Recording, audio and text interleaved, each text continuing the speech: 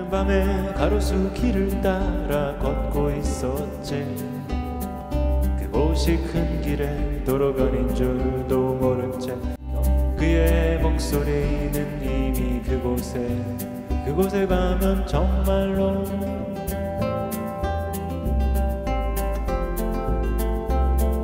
어린 봄에 바라보던 저 달은 여전한가. 우린 왜 이리 변했는지.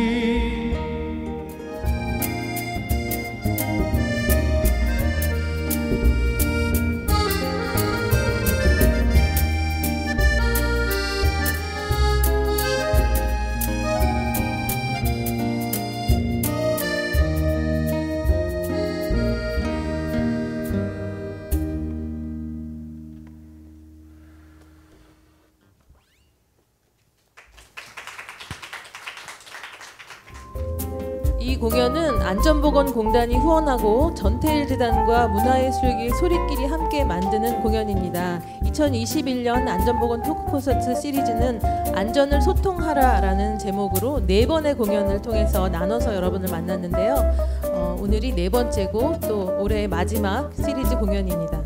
오늘도 여러분과 함께 좋은 시간 됐으면 좋겠고요. 함께 이야기 나누실 패널 여러분 소개하겠습니다.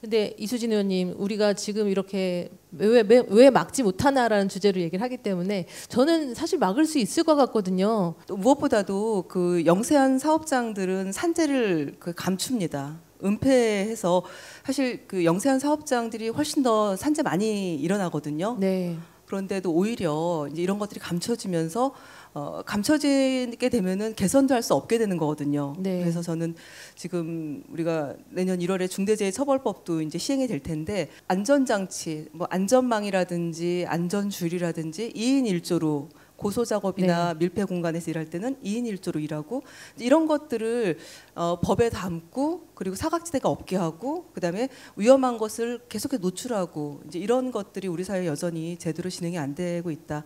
이 비용의 문제가 사람 목숨값보다 더 우선하는 이런 걸 바꿔야 된다라고 저는 생각합니다. 네.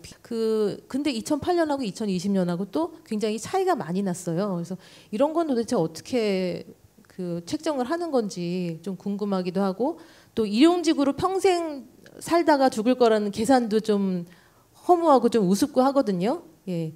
우리 정말 생때 같은 젊은 학생들, 이런 학생들이 산업재해로 정말 어이없이 그 자기 나이가 30도 되어보지 못한 나이에 그런 일들을 당하고 희생이 되고 있는데 이게 정말 사람 목숨값을 그렇게 싸게 계산하고 또 그 작업 과정에서 무슨 생산 과정에서 그 비용을 적게 책정하기 위해서 하다 보니까 사람 목숨이 함부로 여겨지고 또 사람 목숨에 대한 보상이라고 하는 것도 이렇게 불공정하고 정의롭지 못하게 정해지는 것에 대해서 정말 우리 사회 모두가 각성해야 되지만 특히나 저를 포함한 우리 정치를 하고 있는 사람들이 자기 제도적인 개선을 위해서 더 노력을 많이 해야 된다는 생각을 하고 있습니다. 네, 이주 노동자 또 일용직 노동자들에게 위험이 전가가 되고 또 이주 노동자면서 일용직 노동자들이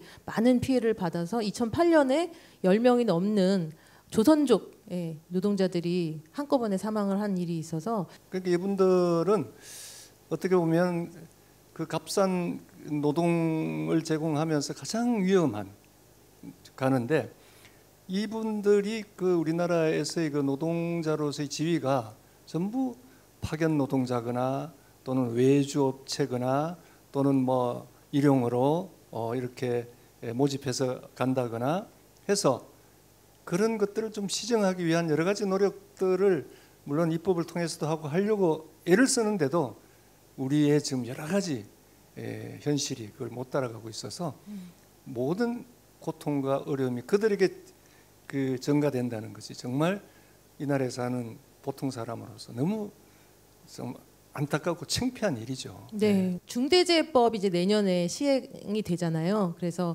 중대재해법이 시행이 되면서 우리 한국 사회가 변침할 수 있는 시기가 될 것인가에 대해서 변침하지 않으면 우리는 희망이 없을 것이다라고. 근데 두 분 의원님께서는 어떻게 생각을 하시는지 좀 궁금한데. 이걸 정말 그 근본적으로 더 고치려면은 중대재해 산재가 나거나 그러면은 그 하청은 사실은 하청의 업무를 원청이 책임져야 된다. 예, 원청에서 직원을 뽑아서 그 일을 시켜야 된다. 네. 그런데 사실 사내하청 같은 경우는 노조가 없거나 내지는 그런 얘기를 할 수 있는 창구도 없고 또 사용자들도 그런 것들에 대해서 깊게 생각하지 못하고 있고 또 원청은 사내하청 노동자들의 안전을 위해서 교육이라든지 당연히 좀 투입돼야 될 예산이나 이런 것들을 충분히 쓰지 않고 있거든요. 그래서 저는 중대재해처벌법이 모든 것의 해결책은 아니다. 다만 제가 현장을 돌아보니 사용주들은 약간 긴장은 하더라고요. 네. 그래서 안전관리 시스템, 그다음에 안전관리 임원 이제 이런 사람들을 만들거나 그런 구조를 이제 두기 시작했어요. 그래서 법 하나가 달라진다는 것은 되게 많은 의미가 있어요. 네. 저도 만나본 많은 기업인들이 불만을 표현합니다. 아니 뭐 너무 우리를 몰아붙이는 거 아니야. 근데 이 얘기는 긴장하고 있다는 거예요. 그리고 네. 뭔가 더 조심해야지. 이거 자체는 인식의 큰 전환이라고 생각을 해요. 그러나 조금 더 나가서 하나의 더 고민을 해본다면 그 기업인들이 산재가 발생하는 걸 바라는 기업인은 저는 한 명도 없다고 생각합니다. 없죠. 예, 비용을 줄이고 이윤을 많이 낼 욕심을 가지고 있을 뿐이죠. 네. 그러나 만일에 산재가 발생하게 되면 더 많은 비용이 들어갈 수밖에 없다라고 하는 것이 분명히 진다면, 네. 요거는 많이 뭐 어쩔 수 없이 또 달라질 거라고 보고. 문제는 정말 지금 말씀한 저 비용 문제잖아요. 이 기업가들은 어떻게든지 싸게 하려는 그 시장의 원리, 자본주의에서 당연하다고 생각하는 그런 건데. 이걸 처벌을 강하게 함으로써 실질적 예방 효과가 있고 그렇게 해서 비용이 더 줄어든다는 것을 확실하게 좀 서로 인식을 하고. 박영진 의원께서 지금 노동조합의 안전 관리에 대한 권한과 의무와 그 또 뭐 경영에 참여할 수 있는 그런 그 루트를 열어주자, 기회를 주자 이렇게 하셨는데 실질적인 회사 경영에 대한 참여와 정보 제공이 되는, 그리고 산업안전과 관련된 분야에서의 확실한 자신의 거부권 이런 걸 이제 줄 수 있는 제도적 설계 위에서 이 부분에 대한 경영 참여 그리고 노동조합의 발언권 이런 것들이 되면 저는 그 사측의 부담 그리고 노조의 일정한 부담 이런 걸 서로 부담도 갖고 책임도 갖고 할 수 있을 수 있다고 봅니다. 필수 노동과 플랫폼 노동 부문의 이야기였습니다. 창을 내다라는 주제로 얘기를 했었는데 여기서 또 몰래 오신 손님이 계시네요. 필수 노동 부문에서도 또 급식실 조리 종사자들도 계시고 또 간병인 분들도 계시고 청소하시고 그렇게 경비도 하시고 하는 분들, 기본적으로 우리 사회를 이끌어가는 이제 밑바탕의 힘이라고 볼 수가 있는데요. 오늘은 의료노동에서 또 코로나 때문에 의료노동 부문이 굉장히 힘든 2년을 보내셨잖아요. 그래서 현장의 소리를 한번 들어보려고 유지동 위원장님을 모셨습니다.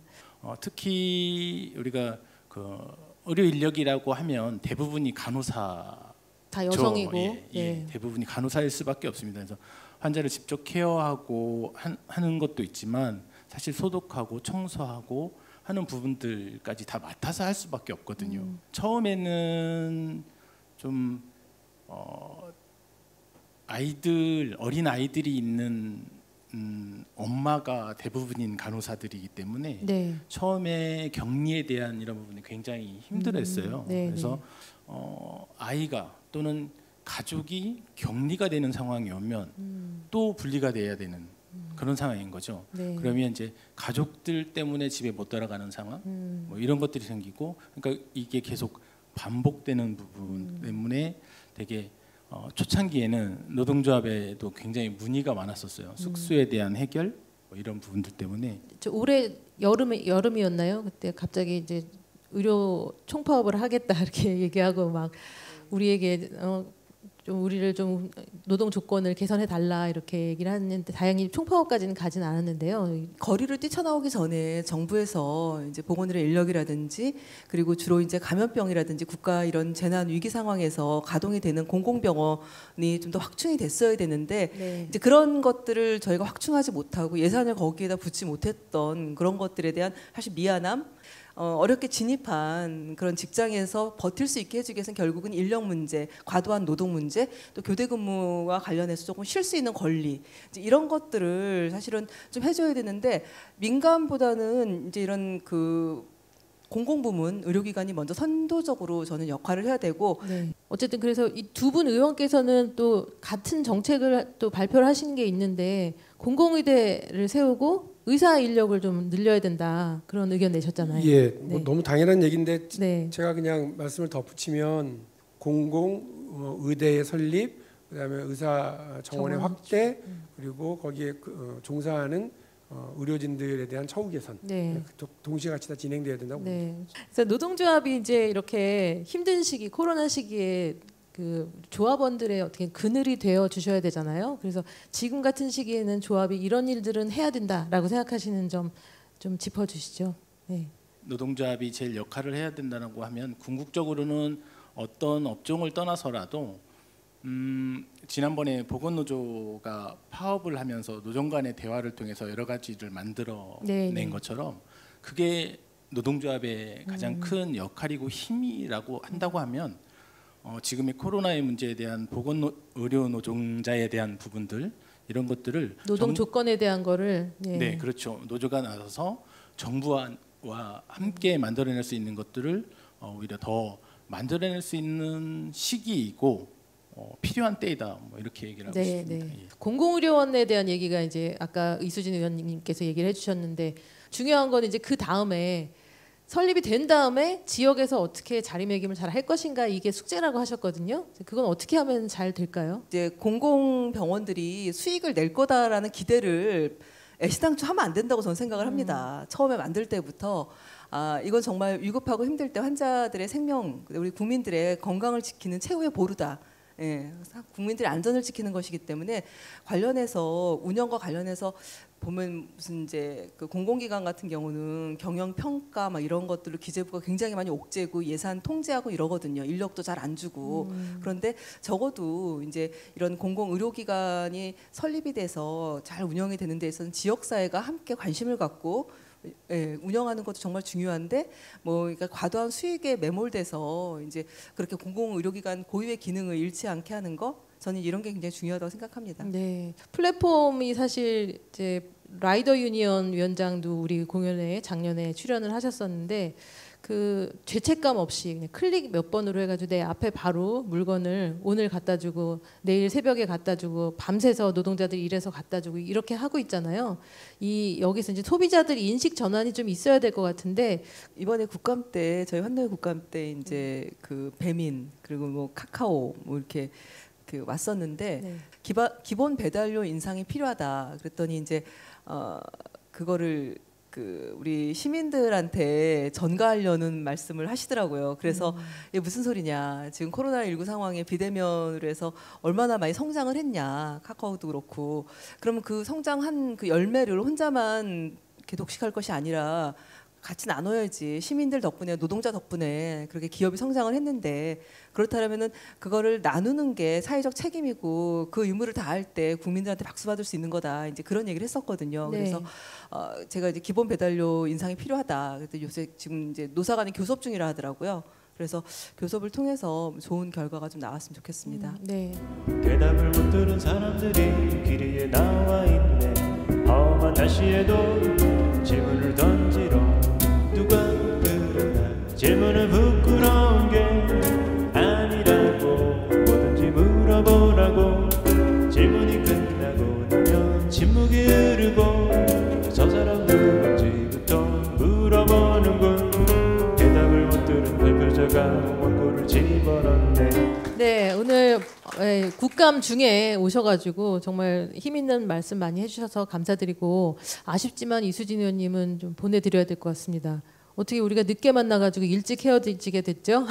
아유, 너무 아쉽네요. 선생님 죄송합니다. 네.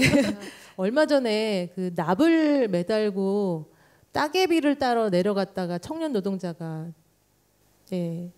특성화고 학생이고 근데 아무리 자기가 불합리한 그 명령을 받았다고 하더라도 학생 입장에서 또 사회 초년생 입장에서 나는 이거 못하겠어요라고 말을 못할 것 같거든요. 모든 산업 현장에서 위험한 일, 불확실한 일 이런 것들에 대해서 스톱이라고 얘기할 수 있고 나는 아니라고 얘기할 수 있고 멈추라고 얘기할 수 있고 나는 여기 투입되지 않아야 된다고 얘기할 수 있는 이것이 그 명확한 권리여야 되지 작업 감독하는 사람에 의해서 그냥 판단에 의해서 뭐 베풀어지거나 이런 것이어서는 저는 안 된다고 생각을 하고 학교에서 1000명 정도의 밥을 준비하는 그 조리 종사자들 대부분 여성들인데 그렇죠. 몸이 만신창이이고 또 지금 폐암 발병률이 너무 높잖아요. 근데 학교가 학교가 참 안 바뀌어요, 선생님.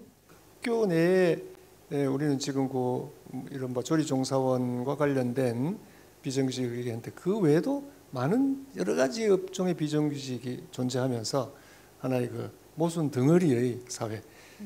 학교는 가장 모든 것이 교육적이어야 합니다.